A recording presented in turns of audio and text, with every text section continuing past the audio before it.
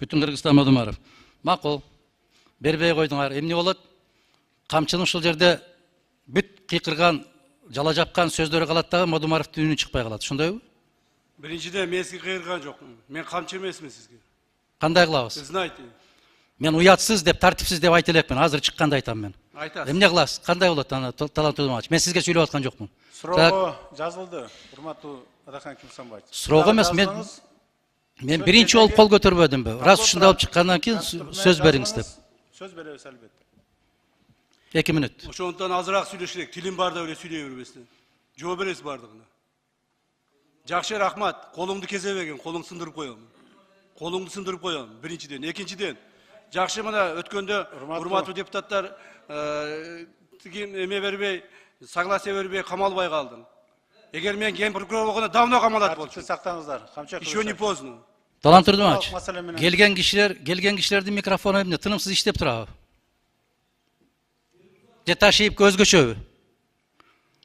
Эгерде ошондойлор болгон болсо, бүтүндөй барып алып барып, могу жерде бир жаман адат пайда болду азыр бийликте. Аябай көрүнгөн кишини сабап кыйкырып коет, КТРЛтерден сайратат, аймак деген, регион дегени бар сайратат. Ал заманыңызда өткөн. Эгерде мына ушундай болуп көрсөтөбүз деген болсо деп, сөздү бурмалабагыла. Силер сөздү түшүнбөйсүңөр. Ал сөзгө түшүнүш үчүн дагы көптөгөн жылдар керек. Билип атабыз сизди билимдүү экениңизди. Сиз түшүнгөнүңдү көрүп атам, бир дагы айта албайсың. Сиз мамлекет үчүн бир дагы жакшы. Мына ушул жерде айтып атасыз. Бүт баарына крыша батат деп. Крыша болуп аткандардын бүтүндөй барып четинен кама. Четинен кама, мен кол чабам. Сени кошуп камайбыз жакында. Колдон келбейт. Колдон келбейт. Колдон келген Колдон келген ишти айткылачы айланайын. Колдон келген ишти айткылачы. Колдон келбеген. Кайма ачпасаңар. Каймач, гөнгөн экенсиңер, көрүнгөн кетем, кыйкырып. Переворот кылыштын алдында өзүң жок болосуң. Мен ак үйдөн секирген эмесмин переворот кылам деп. Мен конституциядан чыккан эмесмин. Переворотты силер кылгансыңар, силер жооп бересиңер. Сен да жооп бересиң. Урматтуу депутаттар. Мына бул жерде депутат Адахан Мадумаров тарабынан бир нече жолу, бир жолу айтылды, макул депутат деп унчукпадык. 2 жолу айтылды, унчукпадык. Кече дагы ушундай бир чоң парламент трибунасына айтылып атат. ГКМБдын сотрудниктери элдин канын соруп атат, жон терисин шылып атат деген мааниде ушундай сөздөрдү айтып атат. Эч нерсеге кандай фактыларга таянбастан, жөн өзүнүн жеке саясий амбициясын калыбына келтирүүгө аракет кылган депутат Мадумаровго мен ушул жерден ачык эле айтып коюшум керек. Ушул аракеттериңизди токтотпосоңуз, биз дагы сиз жөнүндө контрабанданын ташыган адамдарды кандай прикрывать этип, үстүнөн крыша болуп атканыңызды биз дагы маалыматты ачык айтабыз. Так, айтабыз. Колуң түшүрүп тур. Успокойтесь. Азыр айтам. Посидите. Урматтуу.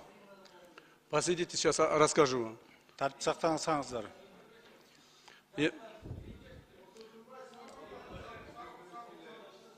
Сабыр кылып турсуздар.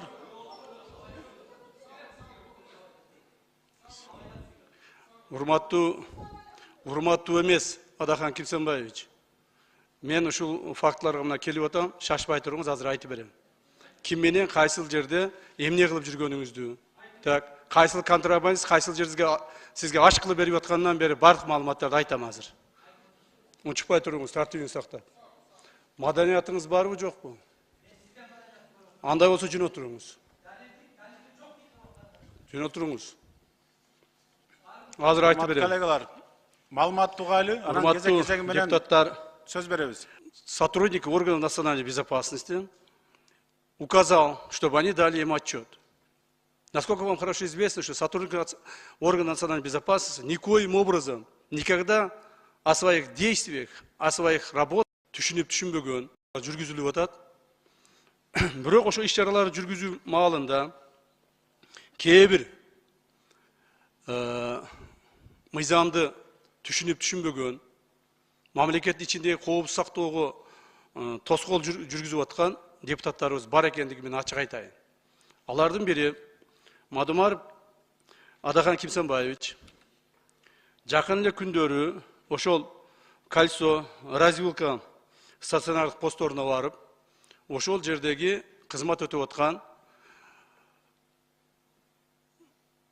сотрудники органов национальной безопасности указал, чтобы они дали им отчет.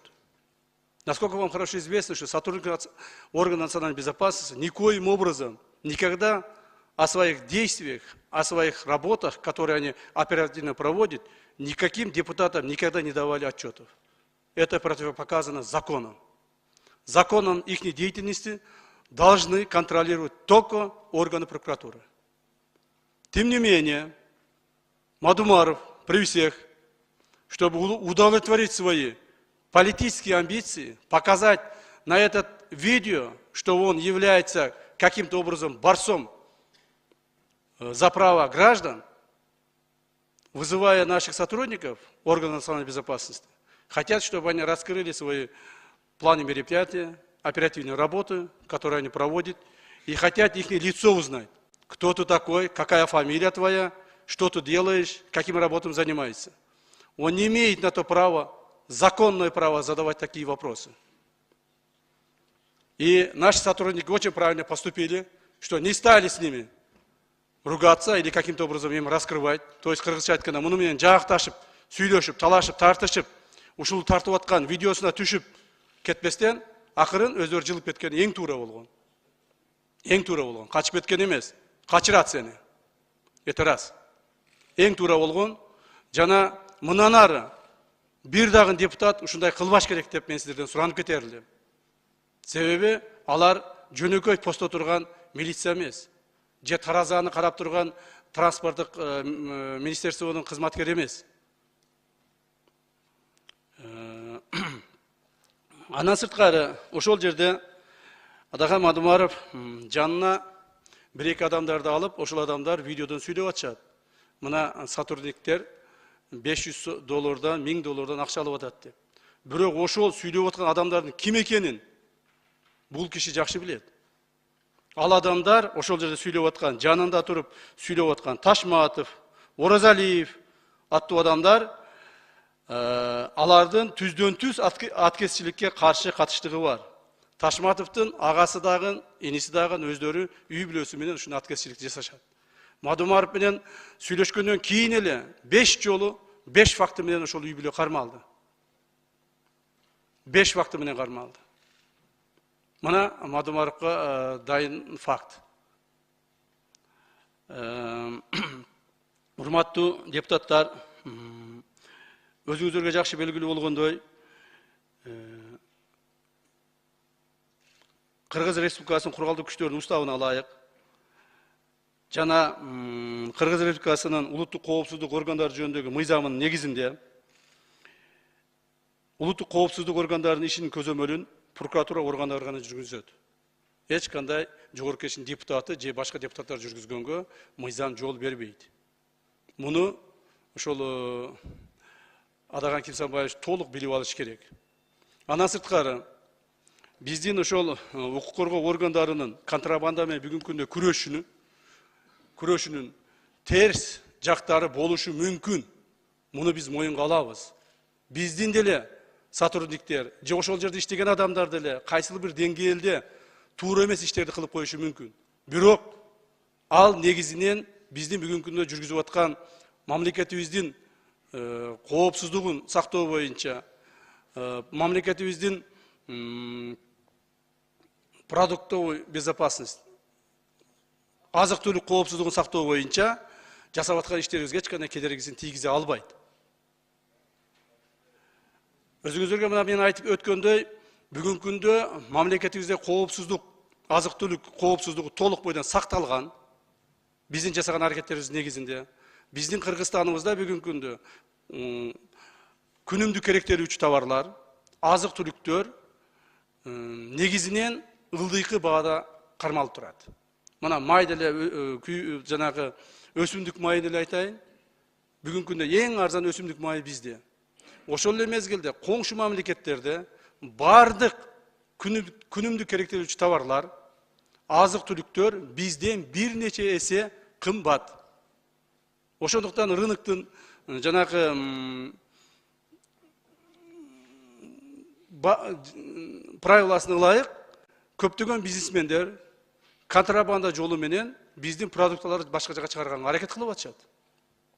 Эгерде биз ушундай кескин түрдөгү чараларды колдонбогонубузда, бүгүнкү күндө бизде продукта да көтөрүлүп кетмек, күндөлүк керектелүүчү буюмдарыбыз дагы азайып кетмек, жана баалар кескин түрдө өсүп кетмек.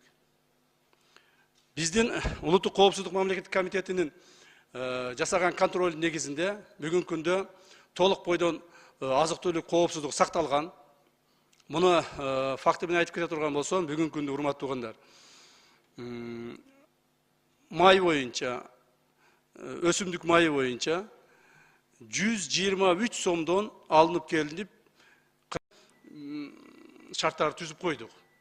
Бул мамлекет тарабынан көрүлгөн камкордук. Ошондуктан, урматтуу депутаттар, дагы бир жолу айтамын, эгерде фактыңыздар болбосо, жөндөн жөн элдин канын ичип атат, жон терисин шылып атат деген нерселерди токтоткула. Туура ошол биздин чек ара тилкесинде жашаган адамдарга кайсыл бир деңгээлде ыңгайсыздык жаралышы мүмкүн. Муну биз моюнга алабыз. Бирок ошол эле мезгилде, урматтуу туугандар, бүт мамлекетибиз коопсуздугун сактоого биз дагы милдеттүүбүз. Ал эми чек ара тилкесиндеги жашагандарга ошол продукты питания, азык-түлүк боюнча, жер семирткич боюнча, күйүүчү майлоочу майлар боюнча эч кимисинин эч кандай нааразычылыктары бүгүнкү күндө жок. Бардыгына толук бойдон жеткизилген. Жер семирткич керекпи? Алар айыл өкмөтүнүн справкасы менен, айыл башынын справкасы менен канча кааласа алып өтөт. Бирок ошол эле кичинекей максат айылыбызга, арка айылыбызга, борбордукка, же болбосо кулундуга күнүнө жүздөгөн машина жер семирткичтин кереги жок. Муну ачык айтышыбыз керек. Күнүнө бир нече ондогон жанагы өсүмдүк майынын кереги жок ал жерге. Bir машина өсүмдүк майын алып бара турган болсо, ошол жерге жок дегенде бир 5 күн 10 күнгө жетет. Ал эми бизде күнүндө бир нече ондогон, жана башында айтып өткөндөй, жүздөгөн машиналарга жүктөлгөн продукты питания, күйүүчү майлоочу майлар, жана жер семирткичтер, жана башкалар ошол жака өтүп кеткенге аракет кылып атышат. Ошон үчүн биз ошол кольцо жана развилка деген постторду койгонбуз.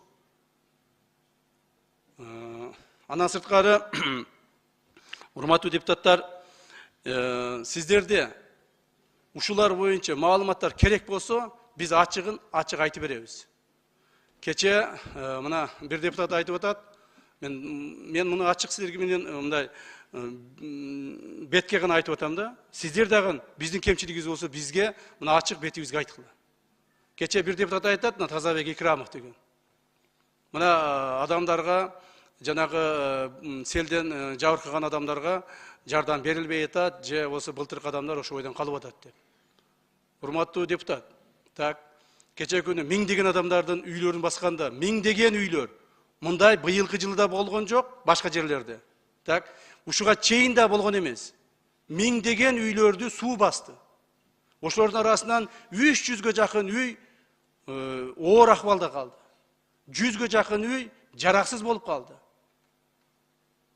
Бул эми официалдуу түрдө алганда гана, официалдуу эмес алганда болсо, регистрация болбогон, жана башка канчалаган адамдардын үйлөрү суу астында калды. Бул бардык жерлерде эмес, бардык жерлерде кээ бир жерде 10 үй болуп атат, кээ бир жерде 5 үй болуп атат, кээ бир жерде 3 үй болуп атат. Ал эми бул жерде бир эле айыл өкмөттө, 2-3 айыл өкмөттө ушундай чоң жаман акыбал түзүлдү.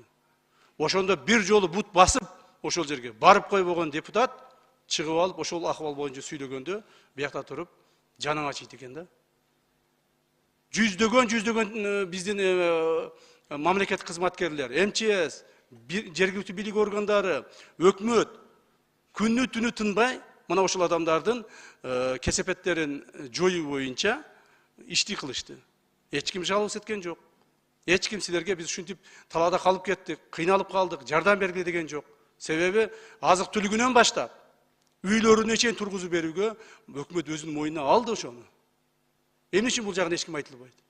Эмне үчүн ушул боюнча Икрамов, Тазабек бир ооз айтып койбойт дагы, чынында 3-4 үй Карадария айылында былтыркыдан калган маселе боюнча жабыр тартып турушат. Бирок аларга да жардам беребиз буюрса жакында. Ал маселени да чечебиз. Депутаттын айтып койгонуна рахмат ошону бизге эсибизден чыгып калганда. Ошондуктан, урматтуу депутаттар, эгерде кайсы бир маселе болсо, мен силерге жооп берүүгө даярмын. Биздин өкмөт, урматтуу президентибиз Садыр Нуркожоевич ар дайым ачык. Биз эч кандай коомчулуктан, же депутаттардан, же башка бир мамлекеттик органдардан бекинип эч кандай иш кылган жокпуз. Коррупцияга алынган жокпуз. Мамлекетке зыян келтирген жокпуз. Бардык ишибиз күнү түнү тынбастан мамлекеттин кызматында жүрүп атабыз. Ошондуктан биз коркпостон баарын ачык алдыңарга айтып бергенге ар дайым даярбыз. Ал эми жанакынтип голословно, негизсиз, эч кандай маселеси жок эле кан ичкич деп айткан, бул өтө туура эмес маселе. Рахмат. Рахмат. Урматтуу коллегалар, кимде кандай суроолор бар? Табло бергиле.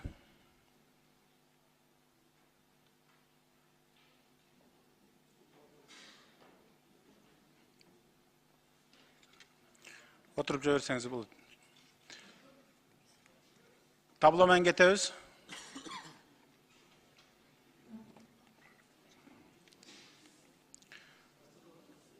Процедурный 5-нчи микрофон. Бүтін Кыргызстан Модумаров. Мен сизге сунуш киргиздим, сурандым. Моомундай болуп атырылып сүйлөгөндөн кийин дал ошондой укукту мага да бериңиз дагы борбордук трибунадан убакыт. Качан? Урматтуу коллегалар, фракциянын мөөнөтүнөн сурап атат. Добуш берүү менен чечебиз, урматтуу коллегалар. Бүтүн Кыргызстан фракциясынан вакыт сурап атат. Добушка коем, добуш бериңиздер.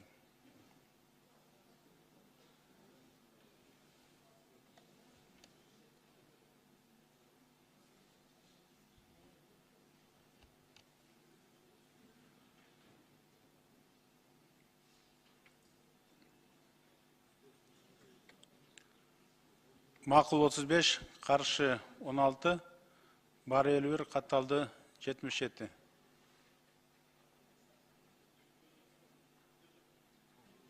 Сунуш өткөн жок.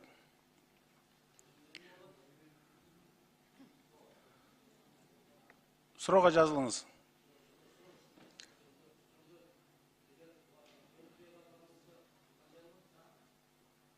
Бешинчи микрофон. Бүтүн Кыргызстан Модумаров. Макул. Бербей койдуңар. Эмне болот? Камчынын ушул жерде бүт кыйкырган, жала жапкан сөздөрү калат дагы Модумаровдун үнү чыкпай калат. Ошондойбу? Биринчиден мен сизге кыйырган жокмун. Мен камчы эмесмин сизге. Кандай кылабыз? Знайте. Мен уятсыз деп, тартипсиз деп айта элекмин. Азыр чыкканда айтам мен. Айтасыз. Эмне кыласыз? Кандай болот аны талант Модумарович? Мен сизге сүйлөп аткан жокмун. Суроого жазылды, урматтуу Адахан Кимсанбаевич. Суроого эмес, мен биринчи болуп кол көтөрбөдүмбү. Раз ушундай болуп чыккандан кийин сөз бериңиз деп. Сөз беребиз албетте. 2 мүнөт. Ошондуктан азыраак сүйлөшүлөк. Тилим барда эле сүйлөй бербестен. Жооп бересиз бардыгына. Жакшы, рахмат. Колуңду кезебеген, колуңду сындырып коем. Колуңду сындырып коем. Биринчиден, экинчиден. Жакшы, мына өткөндө урматтуу депутаттар эме бербей, согласие бербей камалбай калдым. Эгер мен ген прокурор болгондо давно камалат болчу. Сактаңыздар. Еще не поздно.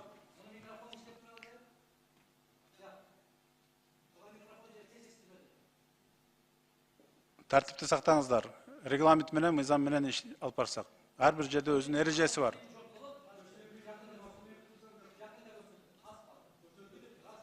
Так, извините, пожалуйста, мага бир сөз берип коюңузчу, көрсөтөм деген айтып коеюн, уруксат берсеңиз. Урматтуу депутаттар, бул кишини көрсөтөм дегенде жөн бар. Себеби бизде толук оперативдүү маалыматтар бар. Булар мамлекетте чаң тапалаң уюштуруп туруп, мамлекетте бийликти алмаштырууга аракет кылып атат. Мен айтып коеюн, мамлекеттеги бийликти сиз эч качан алмаштыра албайсыз. Бул бир. Так, бир туугандарыңыз, ошол эле Абдусаттар жана башкалар чогулуп алып туруп, жакында Адахан Кимсанбаевич, Адахан акабыз бийликке келет.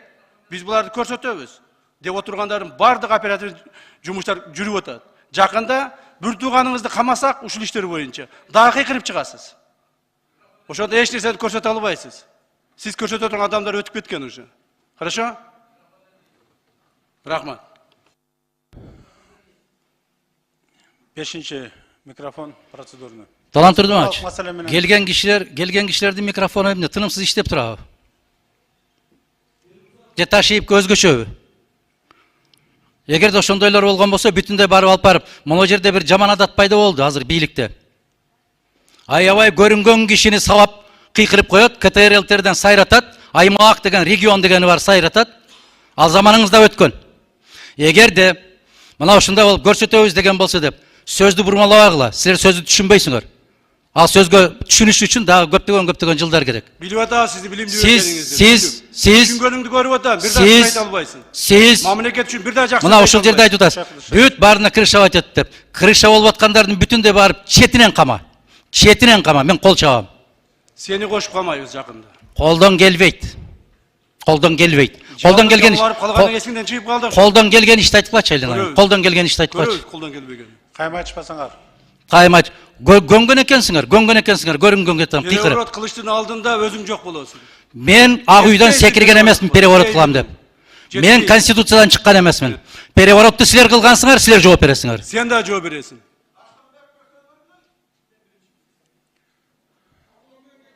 Табло менен кетели, урматтуу коллегалар. Процедурный 3-чү микрофон. Урматтуу төрага, биз күн тийген жердин күкүгү болбошубуз керек.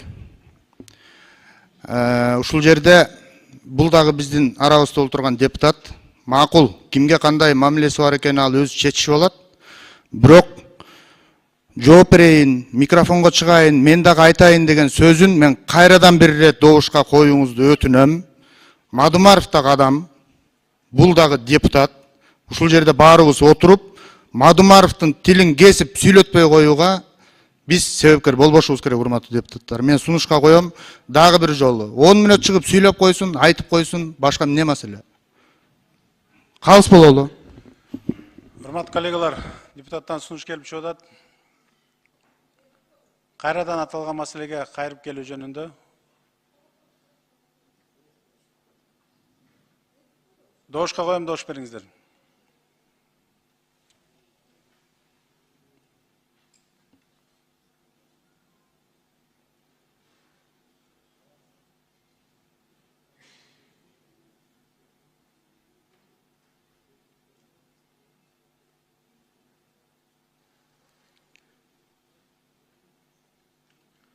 Макул 41, каршы 14, бар 55, катталды 77, сунуш өттү.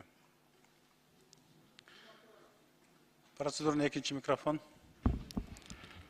Урматтуу төрага, урматтуу депутаттар, өкмөттүн мүчөлөрү. Бул жер сүйлөй турган жер. Өкмөттүн өкүлү эмне душманбы бизге? Депутаттар жообун айтты, өкмөттүн өкүлү жооп берип атат. Эм кичине катуу кетип калды ал. Мурунтадан болгон нерсе. Бирок ар ким өзүнүн оюн айтканга укугу бериш керек. Эч ким өкмөт жок, мыйзам жок, президент жок, талаада калдык, оптом саталы деген биздин арабыздан деле чыгып атпайбы? Өкмөт жооп берип атпайбы ошого? Мына өкмөт отурабыз, иштеп атабыз, мыйзам бар деп. Далилдештерин пикир айтса эле пикирди линчеп айтат экенин туура көрүп алдык баарыбызчы. Ким биринчи сөз айтып эле мындай жалобный кылса эле баарыбыз ошого болушуп атабыз. Мына мен деле айтып атам министрлерге, кээ бирөөлөрүнө сындарды келип жооп берип атышат. Анан эми оппозиция өзүнүн пикирин айтса, позициядагылар өзүнүн пикирин айтса, эми муну менен эмне эки жат кырылалыбы? Айткандарын айтып атат. Пикирлерин айтсын, катуу кетпеш керек. Анан эми өкмөт эмне жалгыз эле биз айтып эле өкмөт айтпаш керек боюн. Байсаловду ошентип атып оозун жаптык. Мына канча Кыдыршайч айтып атат, мунун оозун жабалы. Эртең менин оозумду жапкыла, бүрсү күнү Мадумаровдун оозун жапкыла. Тымкый эле отуруп берели анда баарыбызчы. Ошон үчүн кичине сабырдуулук кылыш керек да. Өлкө жалгыз эле. Башка өлкө жок бизде. Ар ким өзүнүн пикирин айтсын. Анан жалгыз эле биз айтып эле эмне өкмөт айтпай коюш керек. Рахмат. Рахмат, 6-чы микрофон. Азыр күн тартиби боюнча 4 багыт бар экен төрага. Ал жазылгандарды мен түшүндүм. Камчыбек Кыдыршаевичке эле сөз суроо беребиз деп жазылды, 48 адам. Ушуну жалпы эле кылып койбойлу. Жок, жалпы. Жалпы маселе. Анда маалымат болбойлубу? Жок, күн тартип боюнча биз каралган багыттарды мен башта Ошо 4 багыт боюнча деп тактап коюңуз анда. 4 багыт боюнча. Урматтуу коллегалар, фракциянын убактысынан бүтүн Кыргызстан фракциясынын лидери Адахан Кибсамбаевич сөз сурады. Сөз сизге беребиз.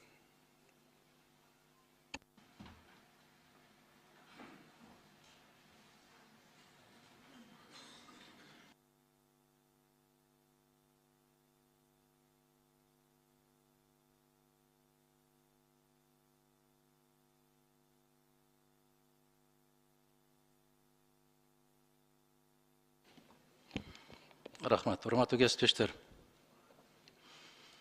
Касиеттүү Кыргызстандын калкы. Мен 5 айдан бери биринчи жолу ушу микрофонго чыгып атам, ушу трибунага. Тилекке каршы биздин Кыргызстанда соңку мезгилдерде аябай ушундай бир модага айланып калды. Погон таккандар келип алып эле кыйкырып сүйлөгөн болсо ошолордуку туура. Ошондуктан биз бардык тарапты угуп, анан таразыга салып, анан өзүбүздүн чечимди чыгарышыбыз керек.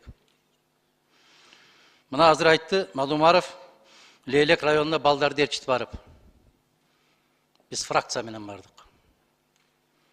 Фракциянын курамы менен бардык, ошол жерде жыйынды өткөрдүк, эл менен жолугуштук. Бул бир.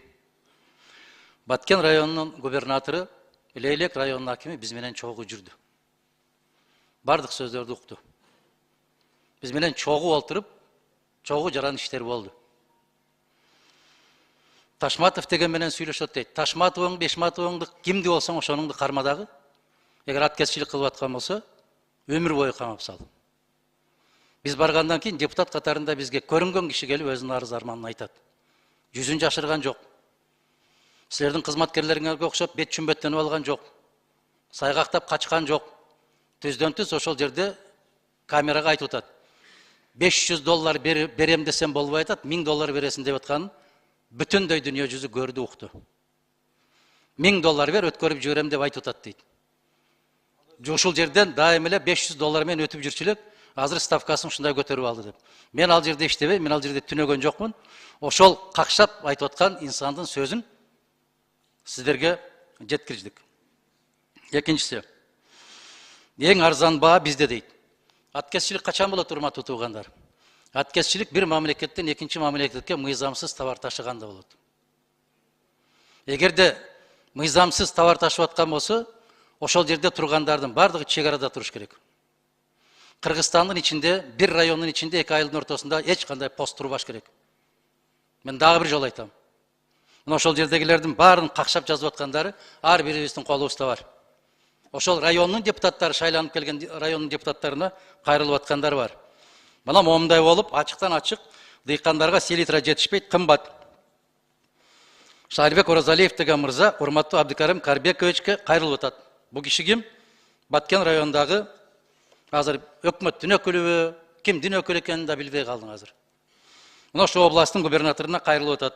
Лейлек районунан Колунду айыл аймагына жер семирткич жетпейт. Областтын губернатору жооп берип атат. Эртеге точка коем дейт. Андан бери 9 күн өттү. 25 тонна селитраны алып баратып, ошол жерден өткөрө албастан кайрадан төгүп таштап кетип калды. Кимге пайда, кимге зыян? Чек араны кайтарыш керек. 2 айылдын ортосун эмес. Аткезчилик болгондо күйүүчү май деп атасыңар, же башка бир өсүмдүк майын деп атасыңар. Ал өсүмдүк майлар аткезчилик боюнча болсо, Кыргызстандан башка жака чыкпайт. Кыргызстанда өстүрбөйт аны. Кыргызстан чыгарбайт алмайды. Контрабанда менен сыртка ташып кеткендиктей. Биздикилер араңдан араң сырттан ташып келип атат. Азык-түлүк коопсуздугу жөнүндө сөз кылып атат. Азык-түлүк коопсуздугу качан пайда болот? Качан ошол дыйкандарга арзан жер семирткич келип, дыйкандар өз убагында сейип калганда. Азыр жай башталды. Азырга чейин турат. Мына Айыл чарба министрлигинен Темирбаева айымга кат жолдоп атат. Сиздин сунушуңуз боюнча дейт, мамлекеттик материалдык резерв фонду аркылуу Өзбекстан Республикасынан алынып келинген 4977 тонна болсо керек.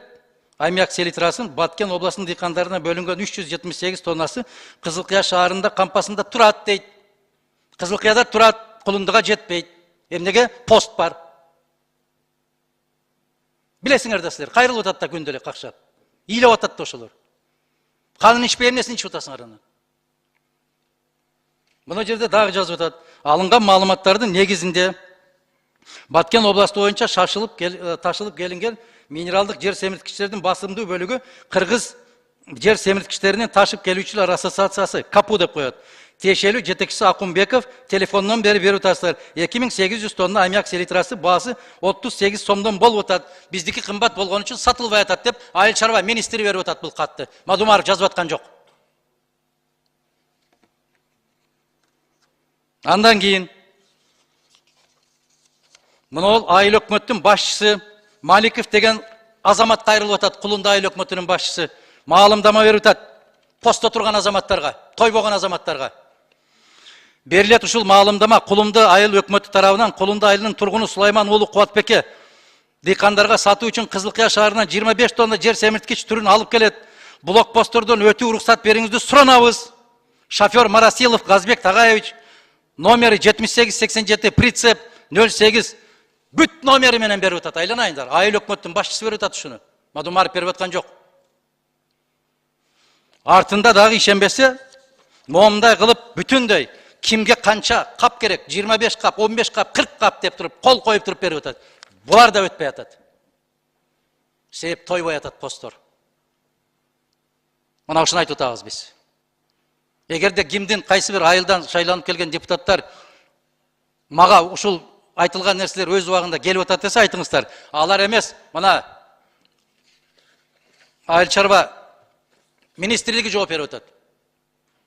Биздикинин баасы момунча болуп атат, бирок эл ташып келген арзан болгондуктан биздикилер өтпөй атат деп, туура, жолдош министр? Мына мына жерде расмий түрдө жооп алды. Эгер бул жооп туура эмес болгон болсо, Миргүл айым, сизге да алдыңыз да ушул жоопту, туура? Биз факты менен сүйлөйбүз. Жалаң факты менен сүйлөйбүз. Эгерде кара баягы жаманатты кылам дей турган болсоңор, 3 күн кайра КТРдин менен регионуңардан сайратсаңар, элдин башын маң кылабыз деген болсоңор, эл азыр түшүнүп калган. Крышавать этип атат деген сөздөрдү. Мен ушул сөздөрдү билбейт экенмин. Аны менен силер алек болосуңар. Кимди крышавать этип атканымды билсеңиз, четинен алып барып камаңыз. Камаганга устасыңар азыр силер. Ар кандай жалааны жаап туруп, 2 айдан кийин чыгарып, бирдеме десе, ушинтип койдук да деп коюп кете бере турган заман болуп калган. Ошондуктан урматтуу кесиптештер, биз фракция менен барып келген жыйындын жыйынтыгы боюнча областтык жетекчилик менен дагы, райондук жетекчиликтер менен дагы керемет сүйлөшкөнбүз. Мына ошолордун жыйынтыгын көрүп атабыз, биз кызматташып атабыз. Экинчиден, коопсуздук кызматынын кызматкери болобу, чек ара кызматкери болобу, ички иштер министрлиги болобу. Мына ички иштер министрлигинин ошол жердеги башкармасы полковник мыкты өзүнө алып жүрдү.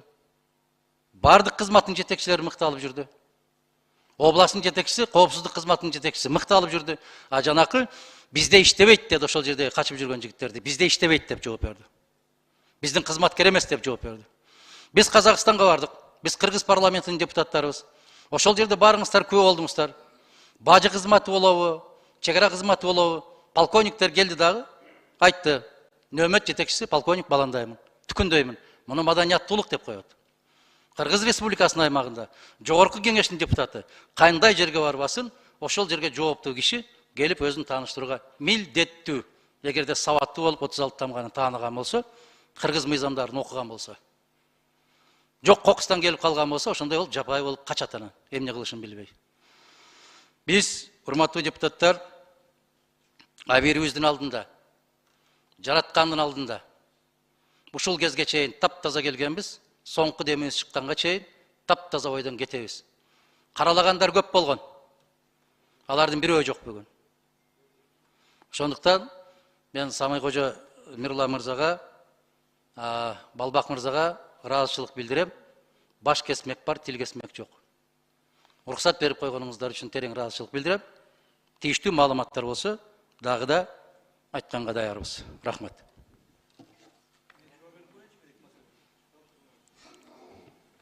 Урматтуу Талант Турдуманович, уруксат берсеңиз мен отуруп эле жооп берип коеюн.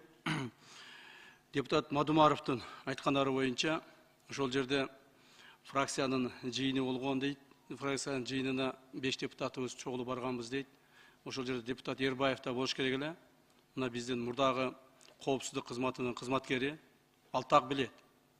Билбесеңиз Ербаевтан сурасаңыз айтып берет. Кайсы маалда биздин кызматкерлер сизге келип представить этишет, кайсы маалдарда этишпейт. Дагы бир жолу айтайм. Улуттук коопсуздук мамлекеттик комитетинин мыйзамынын негизинде Улуттук коопсуздук мамлекеттик комитетинин кызматкерлери сизге келип представить эткенге эч кандай мыйзам жол бербейт. Билбесеңиз окуңуз ошол мыйзамды. Ошону түшүнүп аласыз. Голословно айта бербеңиз. Мына $1000 деген $1000 берсең өткүзөм деп айтты деген бала. Ташматов деген жигит ошол. Аты А кетет, Алишер бекенин, кимин Абдыганов билбейм. А Ташматов деген жигит. Мына ошол урматтуу депутат Адахан Кимсанбаев жанында туруп алып видеодо сүйлөп атат. Ошол жигит $1000 бересин деген жигит, $1000 берсең өткүзөм деп айтты деген жигит. Мына дагы бир жолу айтайын. Азыркы күндө ошол жигитке кайрата дагы 5 факты катталды. Ошол жерден продукталарды, жер семчиликтерди алып өтүү боюнча. Ал өзү эле эмес, үй бүлөсү менен иниси кошулуп туруп, кылмыш иш ачылган аларга. Мына ушундай контрабандисттер ушул депутаттын жанында туруп алып сүйлөп атат. Бул депутат болсо туура ушундай деп айтып атат. Мен муну факты менен айтып атам. Андан кийин bir айыл боюнча 2 айылдын ортосуна пост коюпсуз дегендер. Туура, урматтуу депутаттар, мына Баткен облусунан чыккан депутаттар, Дейлик районунан шайланган депутаттар жакшы билесиздер. Развилка деген жер бар, Кайсо деген жер бар. Бардык жолдор келип ошол жерге чыгат. Ошол жерден карап биз пост коюп, ошолорду контролдоп турабыз. Ар бир жанагыдай жапайы кирип кеткен жолдорго ар бир жолго бирден адам кое албайбыз. Мүмкүнчүлүгүбүз жок андай. Ошол развилкага койбой турган болсок, развилкадан чыгып туруп эле 20-30 жол кетет. 20-30 жолдун баарын контролдош кыйын. Мына ушуну дагы башында айтып атам. Туура кайсыл бир деңгээлде ыңгайсыздык түзүлөт. Бирок мамлекеттин коопсуздугун камсыз кылууга бул негизги маселе болуп саналат.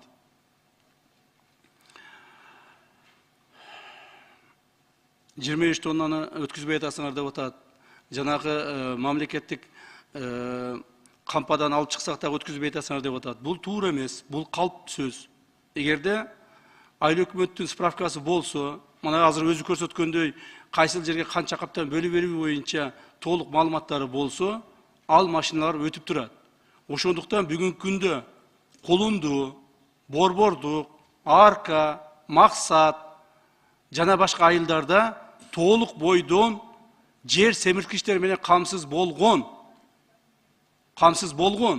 Ал эми азыр ташып бараткандардын бардыгы булар контрабанда болуп эсептелинет. Ушуну түшүндүрүп, эч кандай түшүндүрө албай койдум да.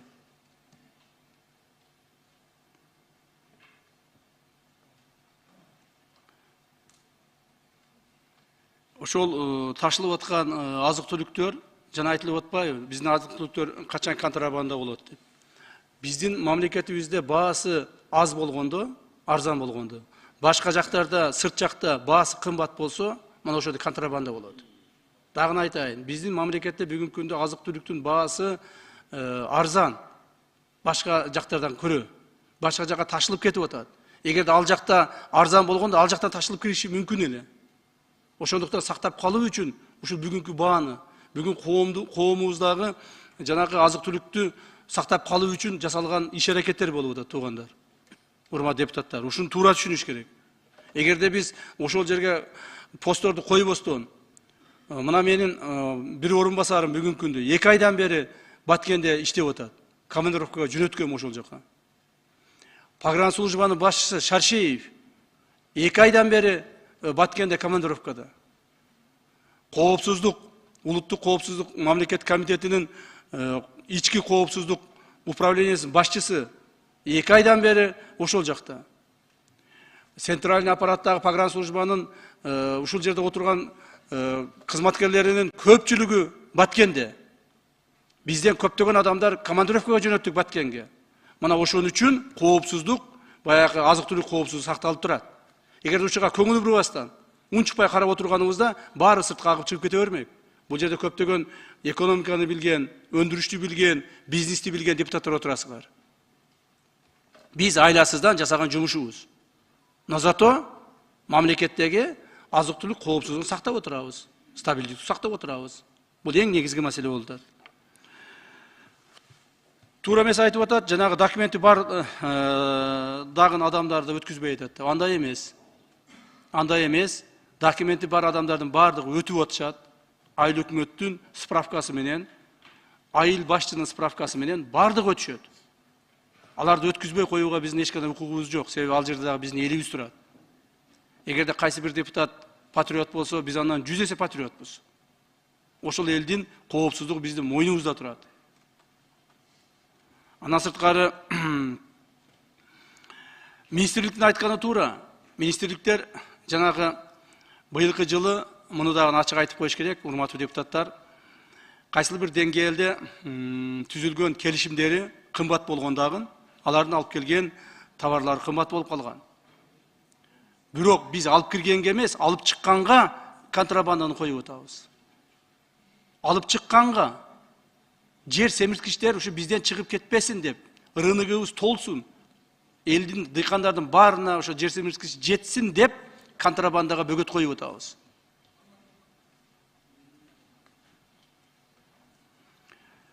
Андан сырткары, бая башында айтып өткөндөй, биздин кызматкерлер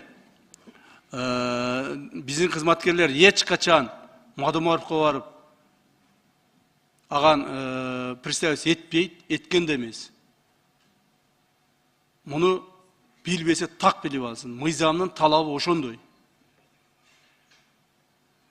Урматтуу депутаттар, эгерде сиздерде ушул маселелер боюнча, жана мен бир жолу айттым, дагы бир жолу айтайын, маалымат керек болсо, ушул маселелер боюнча, кайсы бир деңгээлде мындай бир суроо талап болуп аткан болсо, мен ар дайым түз жооп бергенге даярмын силерге. Биз эч качып качып аткан жокпуз. Качып бозуп аткан жокпуз. Жанагы постто туруп, эки биздин улуттук коопсуздук мамлекеттик комитетинин эки кызматкери Мадумаров менен барып жаакташпай, унчукпай, акырын сыртка чыгып, же болбосо башка жака чыгып турганы бул эң туура болгон. Жана мындан кийин дагы ошондой болот. Рахмат барыңыздарга. Рахмат. Сөз Турабаев Бакыт Эргешевке берилет. Саламатсыздар, урматтуу депутаттар, урматтуу коллегалар. Мен дагы бир аз маалымат берип коеюн. Кече бул маалыматты уккандан кийин жер семирткич боюнча. Бул мен дагы көзөмөлгө алдым. Лейлек районунда бүгүнкү күндө жер семирткич бар. Урматтуу ошол Лейлек районунда жашап аткан калкка кайрылат элем да, мына телефонду жазып алсаңар, Каныбек деген аттуу 0773 311 646 телефону, мына Кулунду, ошол Лейлек районунда ошол жер семирткич боюнча камсыз кылат деп, мына биз кепилдик беребиз. Эгерде аларга телефонду жетише албай, ала албай калсаңар, мына бизге чыксаңар болот. Урматтуу коллегалар, аткезчилик боюнча. Мына кече жакында Бишкек шаарында супермаркеттерге 2 күн шекер болбой калды эле.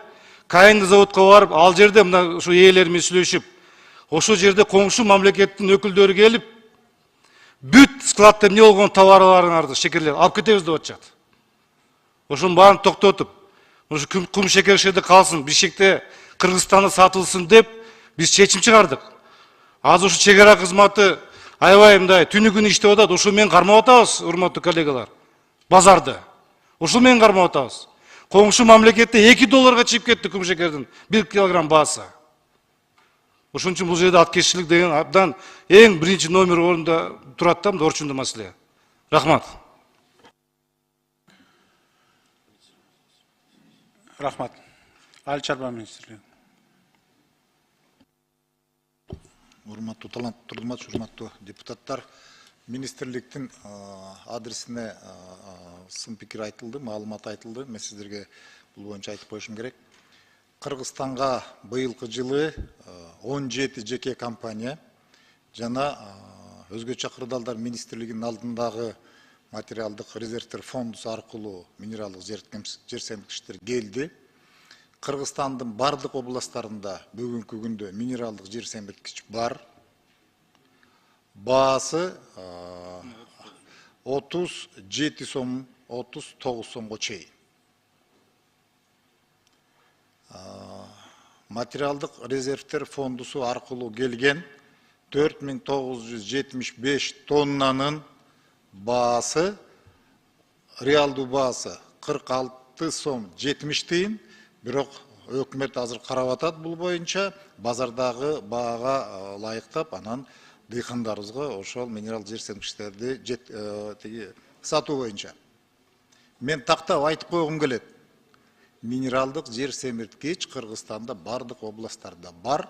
Баасы 37 сомдон 39 сомго чейин, баягы жол чыгымдарын эсепке алганда.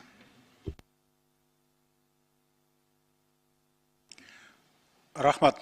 Урматтуу коллегалар, анда суроолорду берүүгө өтөбүз. Табло менен кетебиз. Сөз суроо берүү үчүн Таштанбеков Акбек Өндүкеновичке берилет.